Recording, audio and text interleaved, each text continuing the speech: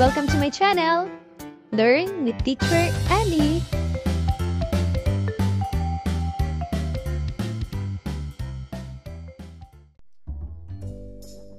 Araling Panlipunan 4, Week 8, Day 1. Narito ang ilang layunin ng ating pag-aaral.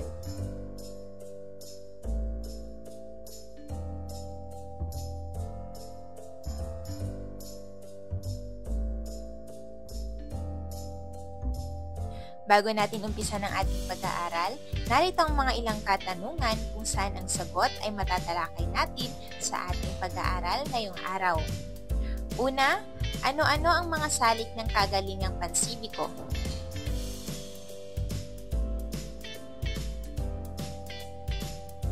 Pangalawa, ano-ano ang mga kahalagahan ng kagalingang pansibiko?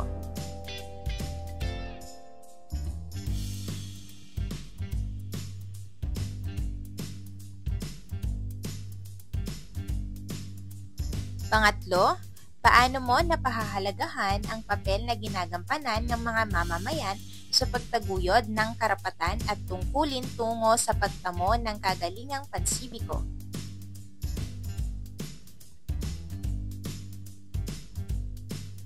Pang-apat, ano-ano ang mga tungkulin na ginagampanan ng mga mamamayan sa pagbuo ng pagkakakilanlan at kagalingang pansibiko?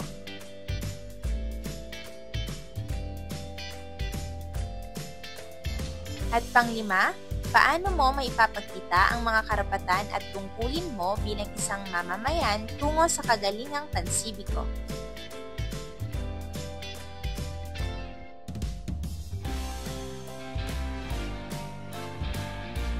Ngayon naman ay kukumpletuhin ng mga mag-aaral ang mga salita ayon sa paglalarawan ng pangungusap. Isulat sa sagutang papel.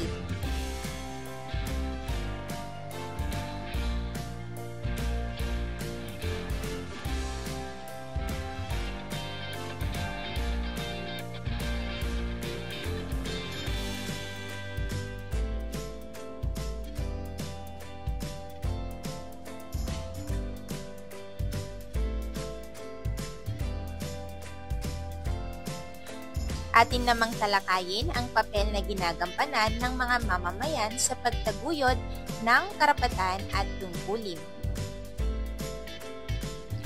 Bilang isang mamamayang Pilipino, tungkulin nating pahalagahan ang mga kagalingang pansibiko. Narito ang mga salik upang makamit natin ito.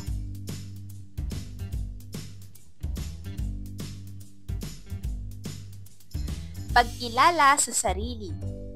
Pagkakaroon ng tiwala sa sarili, pagtanggap at pag-unawa sa kapwa, pagtulong sa komunidad, pagtulong sa kapwa, paggawa ng mabuti, pagsunod sa mga batas, pagtanggap ng responsibilidad, at pagkikilahok sa pagboto. Ang kagalingang pansibiko ay ang mga gawaing lubhang makapagbibigay ng positibong epekto sa isang bansa at makapag-aayos ng takbo ng lipunan. Bilang isang mamamayang Pilipino, mayroon din tayong responsibilidad na gumawa ng mga hakbang upang mapaunlad ang ating bansa. Ngunit dapat tandaan na ang mga pagkilos na ito ay dapat kusang loob at hindi naghihintay ng kapalit. Tumulong sa mga gawaing kapaki-pakinabang sa larangan ng edukasyon, kalusugan, kapayapaan, pangkabuhayan, at pamamahala sa kapaligiran. Sa mga suliraning pampamayanan, ilan sa mga gawaing ito ay ang pagtatanim ng mga puno para sa patuloy na pagyabong ng ating mga likas na yaman. Isa ring malaking gawaing pansibiko ang pagkakaroon ng mga clean-up drive sa iba't ibang bahagi ng bansa.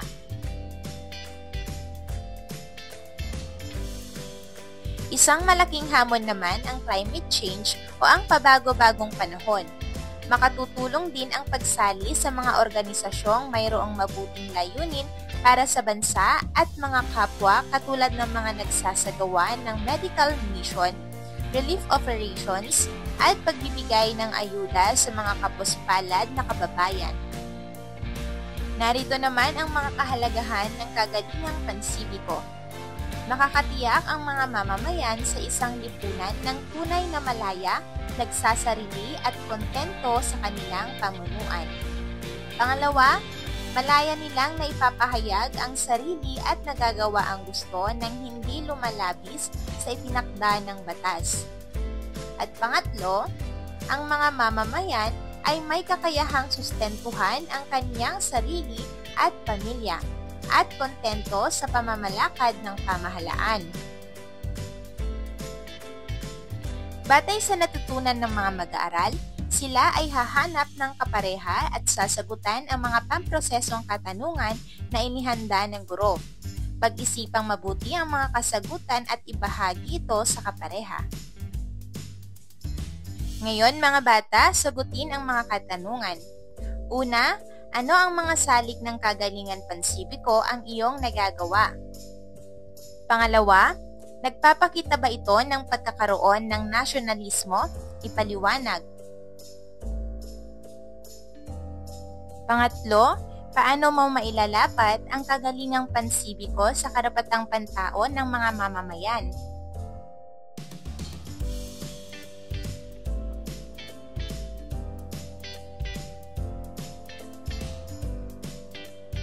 Batay sa konsepto na napag-aralan, ililista ng mga mag-aaral ang mga gawain at kahalagahan ng mga nagawa ng mga tao sa lipunan na kinabibilangan.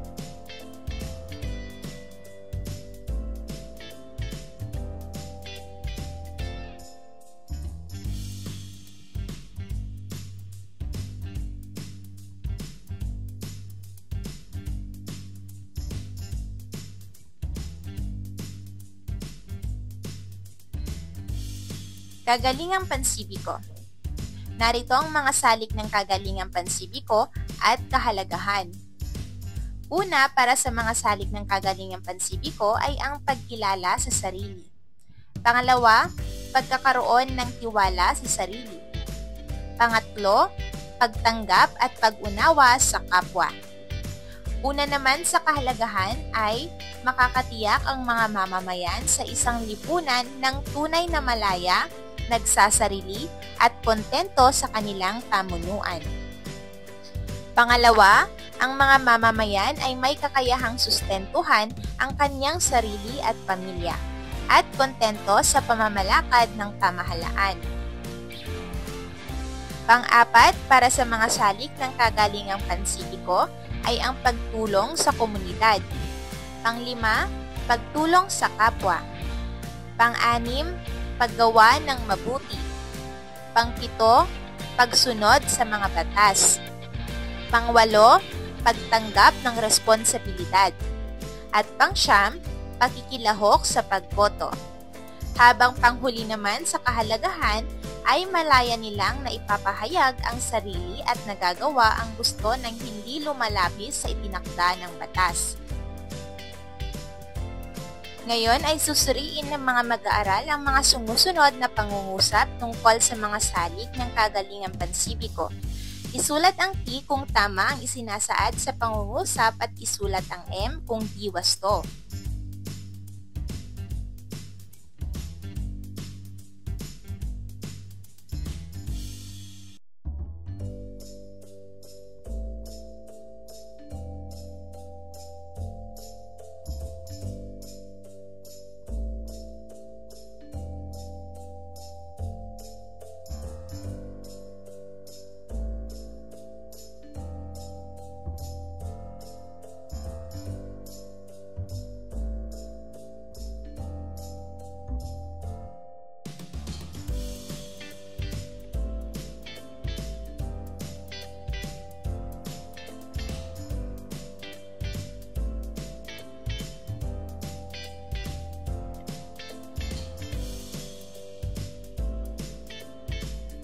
Ngayon naman ay punan ang talahanayan ng mga aktibidad na maaaring gawin sa isang kalipunan.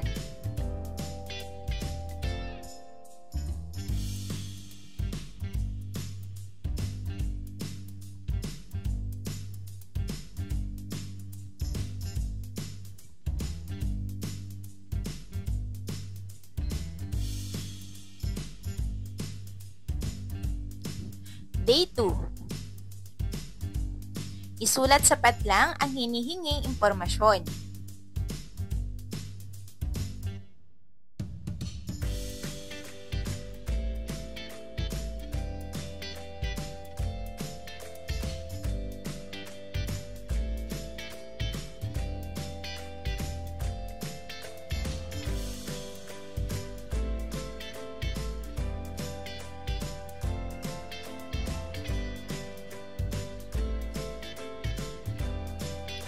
Narito ang mga karagdagang gawain. Panuto, pagparisin ang mga sanhi na nasa hanay A sa maaaring bunga na nasa hanay B. Isulat ang letra ng iyong sagot sa patlang.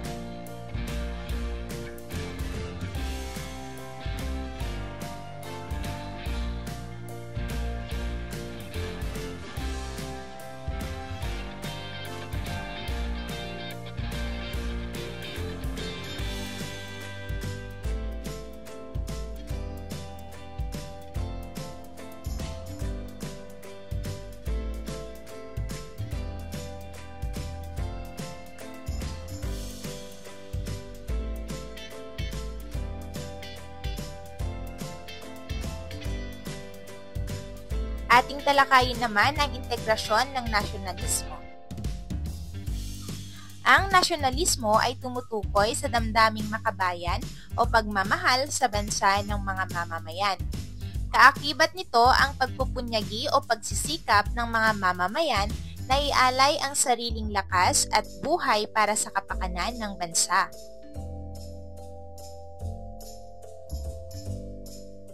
Kaugnay nito ang pagkilos na nakatuon sa pagpapabuti ng pamumuhay ng bawat mamamayan o pagsulong ng anumang makabuluhang pagbabago sa lipunan. Ang bawat mamamayan ay may pananagutan hindi lamang sa kanyang kapwa, kundi maging sa kanyang sariling bansa. Kaugnay nito, may pakikita rin ng mga mamamayan ang pagmamahal sa bayan sa pamamagitan ng pakikilahok sa pamahalaan, sa programa at proyektong ipinatutupad nito, tulad ng mga proyektong pangkapaligiran, pangkalinisan, pangkabuhayan, pabahay at marami pang iba. Ngayon ay punan ng mga impormasyon ang hinihingi sa talahan na yan. Gawing gabay ang halimbawa sa ibaba.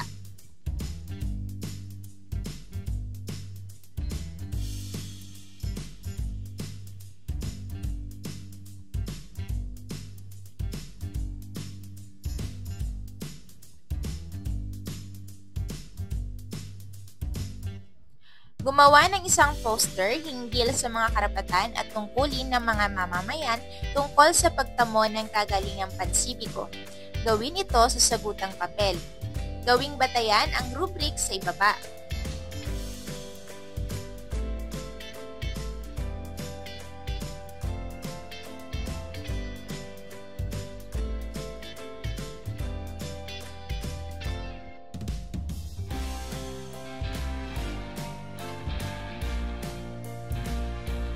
Lagyan ng check ang bilang na nagsasaad ng pakikilahok sa mga programa o proyekto at X kung hindi.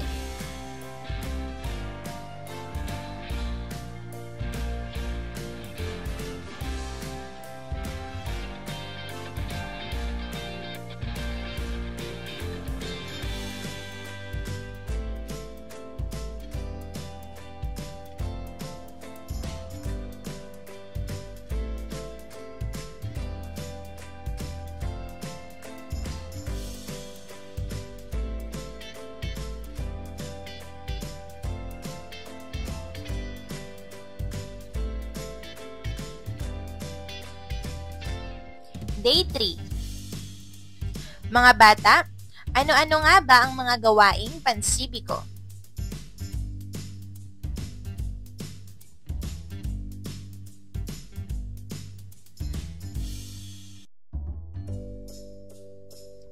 Bakit mahalaga ang tulong ng mga mamamayan sa pagtataguyod ng kaunlaran ng bansa?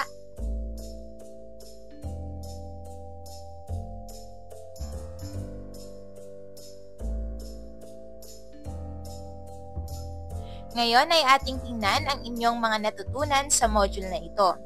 Ilagay ang mga nawawalang salita upang mabuo ang konsepto. Pumili ng sagot sa loob ng kahon.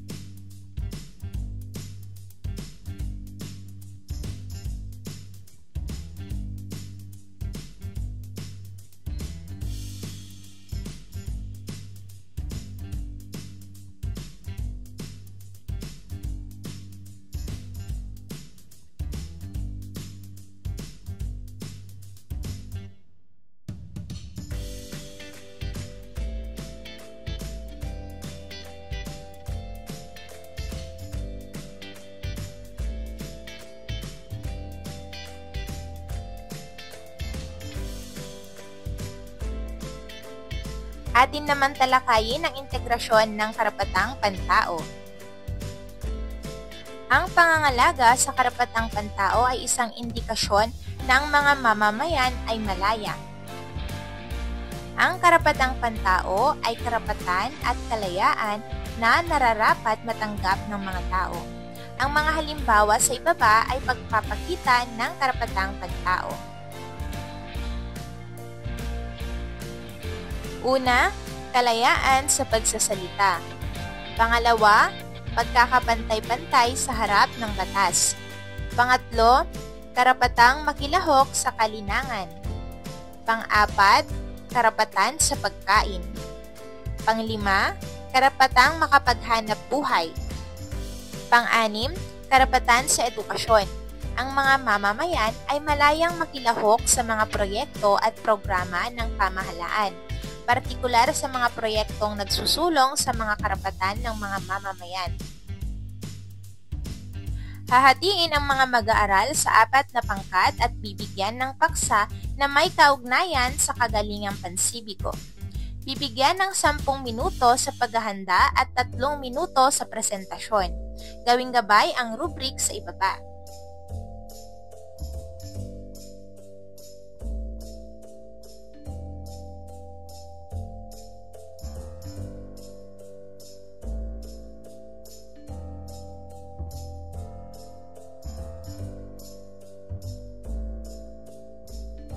Ngayon naman ay lagyan ng masayang muka kung ang pahayag ay nakakatulong sa pag-unlad ng sarili o bansa, at malungkot na muka naman kung hindi.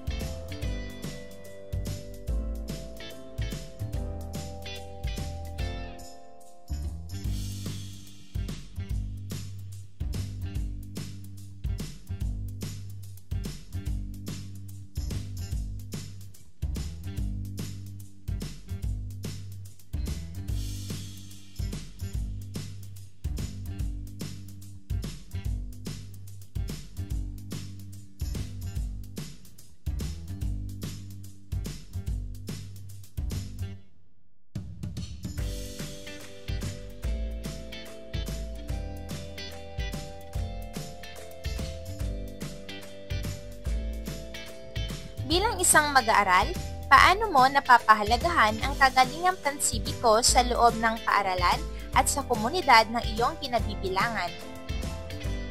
Ngayon ay piliin ang titik ng tamang sagot.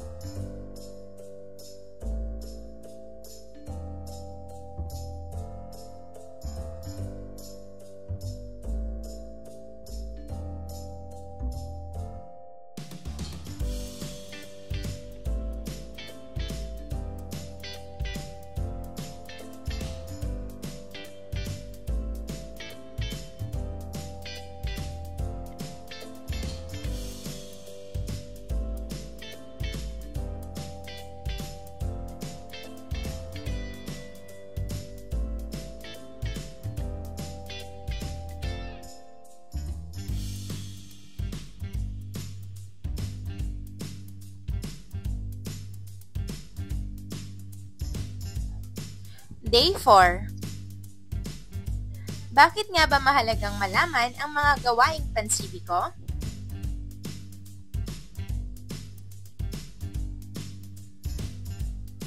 Narito ang isang gawain. Panuto.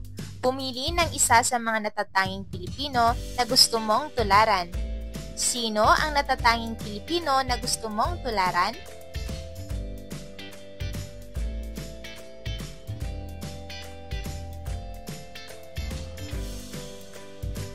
At sagutin ang mga sumusunod. Ano ang magandang pag-uugali niya na gusto mong tularan? Magbigay ng 3.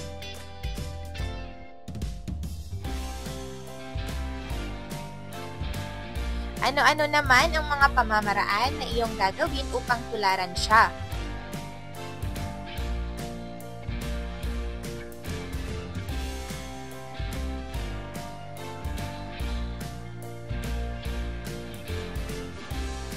At panghuling katanungan, kanino mo ito gagawin o ibabahagi?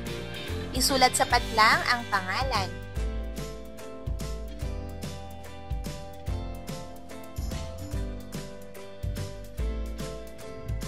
Ang maging maunlad ay minimithi ng maraming tao at ng bansa, ngunit hindi madaling makamit ang kaunlaran. Ito ay nangangailangan na pagtutulungan ng pamahalaan at ng mga mamamayan. Ang pambansang kaunlaran ay matatamo kung matutugunan ang pangangailangan ng mga mamamayan at magkakaroon ng mas mataas na antas ng pamumuhay. Makakamit lamang ito sa tulong ng mga mamamayan.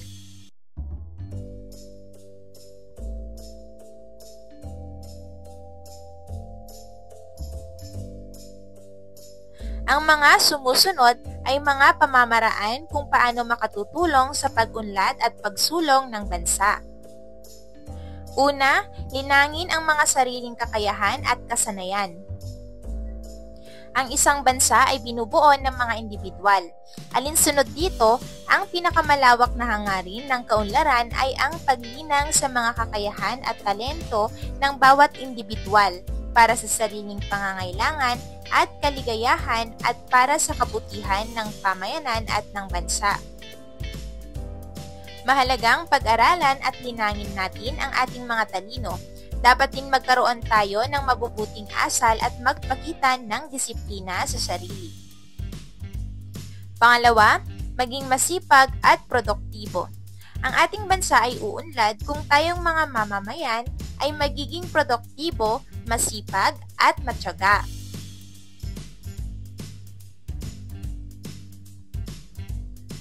Ang taong produktibo ay nakagagawa ng mga paraan upang magamit ang kanyang lakas, kakayahan at oras sa kapaki-pakinabang na gawain. Maaari siyang makalikha ng mga produkto o magbigay ng mga serbisyo upang makatugon sa mga pangangailangan ng kanyang mag-anak, pamayanan at bansa.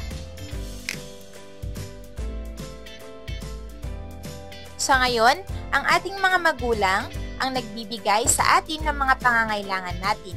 Nararapat lamang na tulungan natin sila sa pamamagitan ng paggawa ng mga gawaing bahay o kaya'y pagtitipid ng pera, pagkain, tubig, kuryente at iba pang mga gamit. Huwag nating hintayin tulungan tayo o bigyan tayo ng trabaho ng pamahalaan. Maging maabilidad tayo. Gamitin natin ang ating panahon at talento upang makakuha ng sapat na pagkain at perang pambili ng ating mga pangangailangan. Narito naman ang isang gawain. Lagyan ng check ang mga pahayag na tumutukoy sa mga dapat gawin upang maitaguyod ang pambansang kaunlaran. Lagyan naman ng X ang dapat iwasan.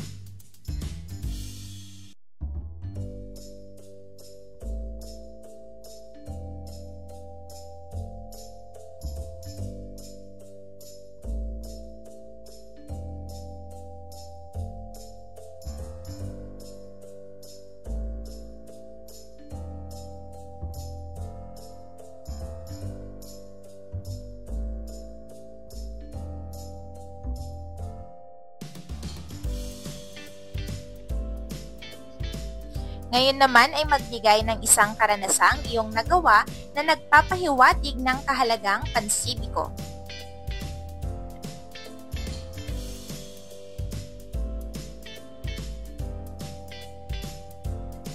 Lagyan ng check kung ang pangungusap ay nagsasaad ng pagiging maunlad ng isang bansa at X naman kung hindi.